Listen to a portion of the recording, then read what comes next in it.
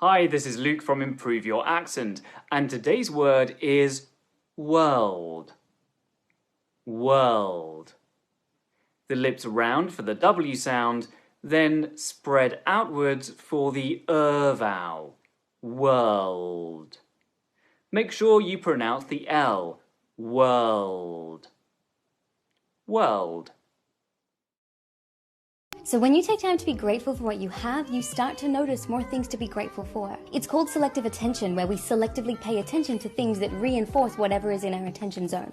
So if you want to be more grateful, happier, and have more perspective now and in the future, it starts with being grateful for what you have right here, right now. So let's put this into practice. Who are you most grateful for? Tag them in the comments if they're on TikTok.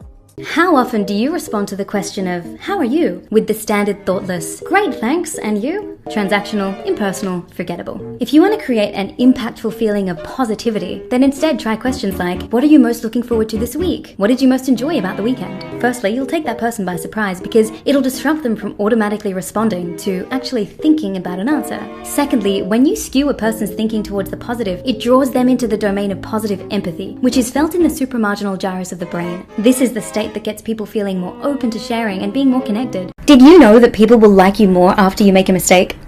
So here we are in the It's called the pratfall effect, but there's a catch. It only works if they believe you're a competent person. When others believe that you're competent, revealing that you aren't perfect makes you more relatable and vulnerable towards the people around you. This is one of the reasons why being vulnerable and admitting to your flaws is being recognized as a really positive leadership trait. What's more, the researcher from the University of Texas who discovered this phenomenon also found that making simple mistakes makes you more attractive.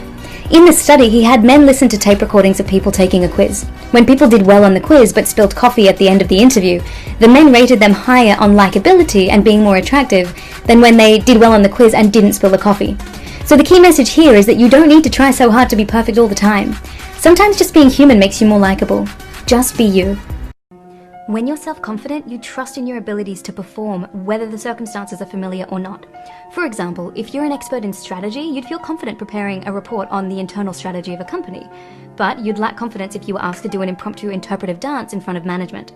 So confidence rises and falls depending on the task. Self-worth, on the other hand, shouldn't change.